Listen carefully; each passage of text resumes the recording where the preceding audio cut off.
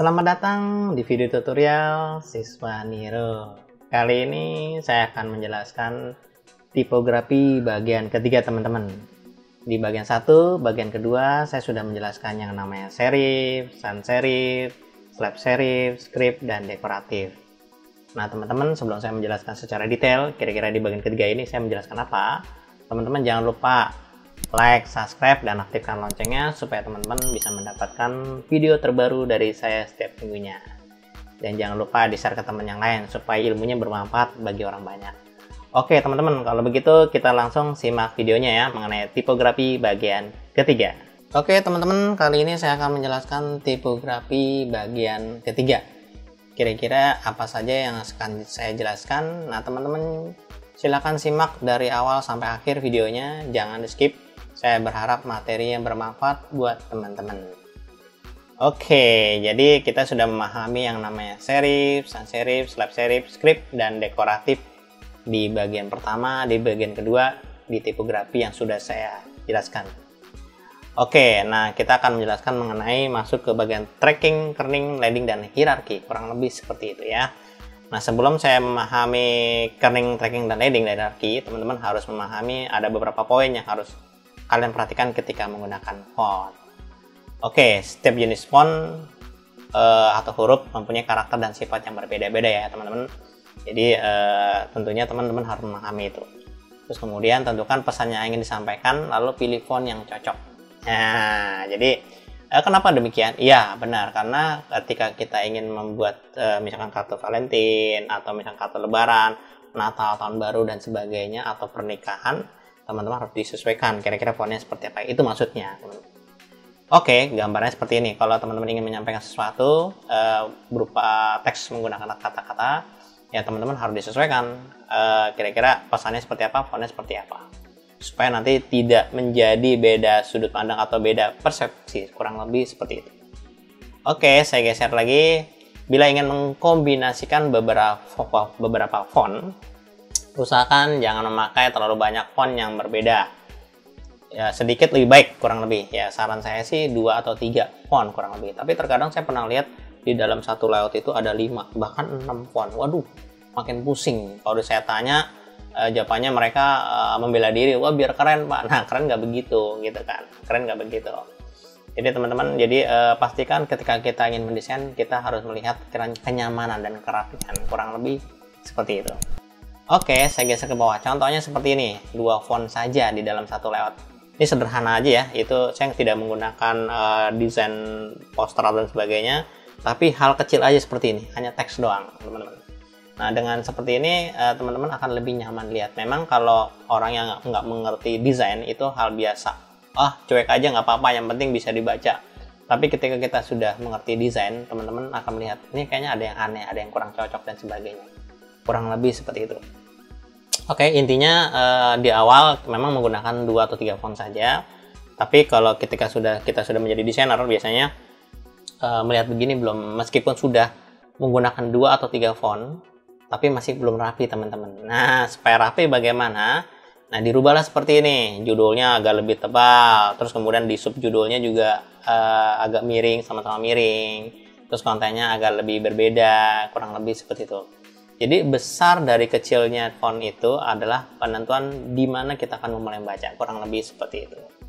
Oke, jelas ya teman-teman. Jadi untuk merapikannya teman-teman cukup mengatur ukuran fontnya seperti apa, tipis tebal fontnya seperti apa, kurang lebih seperti itu.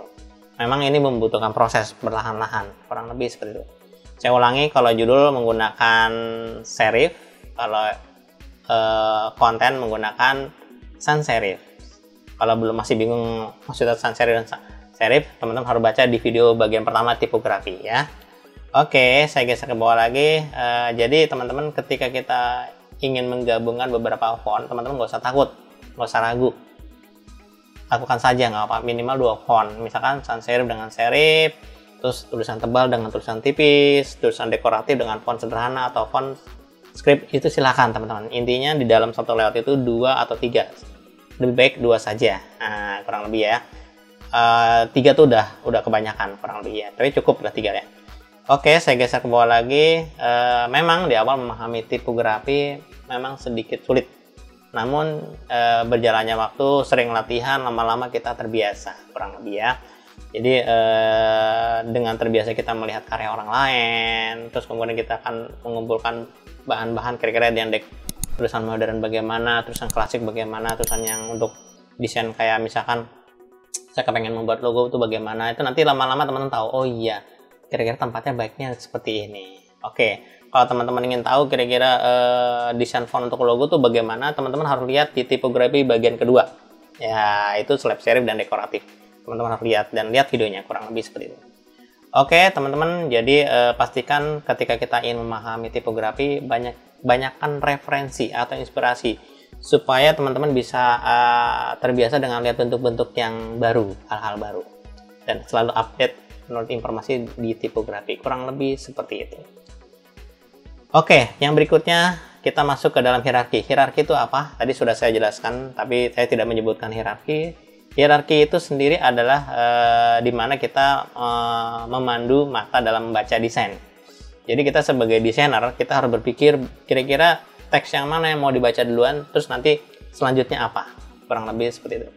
Jadi kalau teman-teman lihat di sini ada gambar mata, awal melihat di yang atas, terus kemudian di bagian kedua, akhir melihatnya di bagian ketiga, yaitu part 3. Nah teman-teman di sini sudah saya kotakan bagian pertama yang akan dibaca, bagian kedua yang akan dibaca, ini dia teman-teman. Jadi fungsinya hierarki adalah di mana kita akan memulai membaca dan akhirnya bagaimana, di akhirnya di bagaimana, dan harus pergi kemana mata kita. Itu dia teman-teman. Jadi setidaknya kita sebagai desainer atau pembuat desain atau iklan atau pembuat konten, teman-teman harus tahu kira-kira yang mana saja yang mau dibaca duluan, poin-poin yang mana saja, kurang lebih. Itu namanya hierarki. Oke, selanjutnya leading. Leading adalah jarak antara baris teks. Nah, jadi kalimat di atas sama kalimat bawah, itu dia teman-teman, harus diatur kira-kira rapat atau nggak rapat. Karena saya pernah ngalami, jadi saya melihat satu brosur atau satu kartu undangan, hasilnya kayak gini teman-teman. Jadi tujuan leading itu, nanti saya jelasin ya. Tapi tujuan leading itu untuk apa sih? Jadi tujuan leading itu untuk membuat teks kalian senyaman mungkin untuk dibaca teman-teman. Terlalu rapat juga nggak bagus, terlalu renggang juga tidak baik, kurang lebih seperti itu. Tapi teman-teman nggak usah khawatir, nanti kalau untuk men-settingnya ketik aja defaultnya seperti standar yang sudah ada. Oke teman-teman, jadi kalau usahakan leading ini jangan terlalu renggang, jangan terlalu rapat, kurang lebih seperti itu. Nah ini salah satu contoh leading renggang. Jadi saya pernah ngeliat kartu undangan kayak gini. Waduh, jaraknya lebar banget gitu kan, antara kalimat yang di atas sama yang bawah. Leading ya teman, jaraknya itu terlalu renggang banget gitu kan. Nah yang ini juga terlalu rapat. Wah lebih nggak enak lagi, nyaman. Jadi antara huruf yang ada buntutnya itu nabrak semua, kurang lebih seperti itu. Stabilnya seperti ini teman-teman, jadi posisi seperti ini. Nah untuk stabilnya teman-teman cukup menekan di default saja. Nah biasanya setiap font sudah ada semua, tapi terkadang saya pernah menemu font yang leadingnya nggak pas gitu kan, jadi fontnya terlalu lebar. Ini cara ngitungnya bagaimana? Saya pernah ngetik menggunakan komputer lain, wah defaultnya nggak bisa berubah dan sebagainya. Akhirnya cara ngitungnya bagaimana teman-teman? Jadi lihat ukuran fontnya, misalkan tulisan terkadang ini kira-kira fontnya berapa. Nah satu huruf aja deh, ketika satu huruf aja, terus teman-teman lihat kira-kira fontnya ukuran size fontnya berapa. Misalkan ukurannya 12, ya udah tinggal ditambah 2 aja, 12 tambah 2 14. Nah cara penerapannya bagaimana teman-teman? Contohnya kayak gini nih, gambarnya seperti ini aja teman-teman. Kalau kita lihat misalkan kita menggunakan komputer orang lain, terus udah disetting, ternyata leadingnya berubah ya. Leadingnya tuh di sini di atas nih dia berubah gini. Waduh, udah gitu kadang-kadang nggak bisa dirubah. Saya pernah ngalami kayak gitu. Nah cara poinnya bagaimana teman-teman? Lihat kira-kira poinnya di sini berapa poin. Font size ini dia, font size berapa, 16 ya. 16 tinggal ditambah 2. Nah teman-teman tinggal diketik aja di sini, 16 tambah 2 berapa, 18. Ketik aja 18, enter. Itulah defaultnya, normalnya, kurang lebih seperti itu. Setiap font punya beda-beda ya teman-teman. Kalau misalkan di sini fontnya sekitar 12 atau misalkan fontnya 21, teman-teman nggak bisa 18, berarti 21 ditambah 2, berarti 23 ketiknya. Nah, gitu caranya. Nah, lebih enak. Gitu caranya. Oh, misalkan fontnya 48. Ini kerapatan kan? Nah, teman-teman ya mau nggak mau harus merubah. 48 tambah 2, berarti 50. Gitu ya. Kurang lebih seperti itu. Nah, di enter. Nah, itu dia teman-teman. Jadi teman-teman harus mengontrol kira-kira seperti itu cara kerjanya ya. Simple, sederhana. Nah, oke, ini saya kembalikan ke awal. Ini ya, ini 18 normalnya ya, karena font size ukurannya adalah 16, jadi 16 tambah 2 jadi 18. Kurang lebih cara kerja leading seperti itu, maka disebut font size tambah 2. Jelas ya? Oke, saya geser ke berikutnya. Tracking adalah ruang keseluruhan antar karakter setiap huruf. Nah, tracking ini teman-teman jarak antara huruf huruf 1, huruf 2 itu jaraknya ketahuan. Nah, teman-teman kalau mendengar istilah tracking ini terkadang ada orang itu udah ngerti dan sebagainya untuk ngelebarin doang. Yang ngerti hanya untuk ngelebarin, tapi penempatannya belum tahu. Nah, oke, saya geser ke bawah. Jadi kalau tracking terlalu rapat juga nggak bagus, ya kan? Terus kemudian kalau trackingnya terlalu lebar juga nggak bagus, kurang lebih. Oke.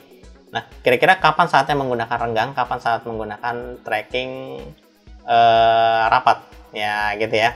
Jadi teman-teman pastikan ketika menggunakan tracking renggang, yang pertama nih, pastikan yang pertama, tracking renggang pada umumnya digunakan ketika font size-nya, ingetin font size-nya kecil. Nah, font size-nya kecil. Terus kemudian kalau tracking rapat digunakan ketika font size-nya besar. Nih, ini ingetin ya. Kalau font size-nya besar berarti dirapatkan. Maksudnya bagaimana? Oke, saya kasih gambaran sedikit. Di sini aja deh.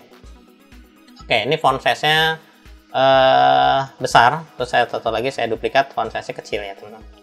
Ini font size kecil, saya kecilin aja deh kira-kira menjadi 12. Nah, oke, jadi 12 ya. Nah, ketika fontnya kecil, saran saya trackingnya direnggangin. Ini dia, renggangin aja kira-kira berapa. Nah, rengganginnya kira-kira silahkan nilainya berapa, tinggal teman-teman diatur maunya berapa. Nah, itu lebih mudah dibaca teman-teman. Nah, dibanding kalau teman-teman menggunakan fontnya kecil terus kemudian trackingnya rapat. Nah, kayak gini. Nah, lebih enakan dibaca mana, yang ini atau ini kalau demi kenyamanan. Itu dia teman-teman. Jadi ketika fontnya kecil renggangkan. Nah, ketika fontnya besar kalau direnggangin nggak enak, karena kerenggangan tuh nggak enak. Nih lihat nih, yang besar ya saya renggangin ya, nggak enak gitu kan. Nah, jadi kalau fontnya besar gini, pastikan fontnya dirapetin. Rapetinnya bagaimana? Ya silahkan mau pakai manual atau gimana. Kalau mau defaultnya ada ya udah defaultnya. Kurang lebih seperti itu ya. Jadi kalau besar, ini saya bedain deh. Yang ini saya besarin deh. Ini saya besarin ya, kira-kira 200 atau saya lebarin. Nah, teman-teman ya. Jadi saran saya ketika teman-teman menggunakan fontnya besar, ini fontnya besar, di back trackingnya dirapetin. Ini jawabannya yang ini. Kalau ketika fontnya kecil, jawabannya yang ini. Nih ya. Oke, jelas ya. Kalau ketika fontnya besar, trackingnya dirapetin. Ketika fontnya kecil, trackingnya direnggangin. Selesai. Itu maksudnya. Cara kerja gitu ya. Oke, jadi teman-teman hasilnya seperti ini. Kalau kita perhatikan di tulisan Margaret kursnya, di sini rapat. Nah, itu lebih nyaman direnggangin karena fontnya kecil direnggangin. Oke, berikutnya yang Lady Hollow, bukan yang bagian bawah ya, bagian bawah udah normal. Yang Lady Hollow, nah ini kan besar, lebih baik dirapetin. Itu caranya menggunakan tracking kurang lebih ya. Oke, jelas ya teman-teman bahwa tracking seperti itu. Oke, saya geser berikutnya yaitu kerning. Nah, ini kerning yang terakhir teman-teman. Kerning ini sama tracking kadang-kadang orang bingung gitu kan. Sebenarnya kerning ini adalah jarak antar kata. Jarak antar kata tertentu, teman-teman. Misalkan Anda antara jarak adalah dan jarak di sini. Jarak misalkan contohnya jarak antara karakter dan tertentu. Nah, ini di sini space-nya. Nah, teman-teman. Nah, ini kalau kerning sih selama ini nggak ada masalah ya. Tapi saya pernah ngalamin, teman-teman. Pernah ngalamin ketika kita menggunakan kerning. Jadi ketika saya ngetik misalkan Sabtu gitu kan, TU-nya pisah, nggak bisa digabung. Ini karena solusinya bagaimana teman-teman? Nah, solusinya bagaimana? Jadi teman-teman harus mencari font yang font yang bisa ngerapetin. Kerning sekarang seperti ini, kurang pas ya. Jadi seharusnya rapat mesnya, tapi ini bisa. Nah, ini solusinya bagaimana? Nah, teman-teman harus mengaturnya secara manual. Nah, mengaturnya secara manual, digeser secara manual. Itu bagaimana caranya? Nah, teman-teman, contoh sederhananya begini. Misalkan nih grafik desain nih, saya balikan lagi grafik desainnya. Grafik desain kayak gini contohnya. Terus tiba-tiba saya pernah lihat ada fontnya agak berbeda gini nih.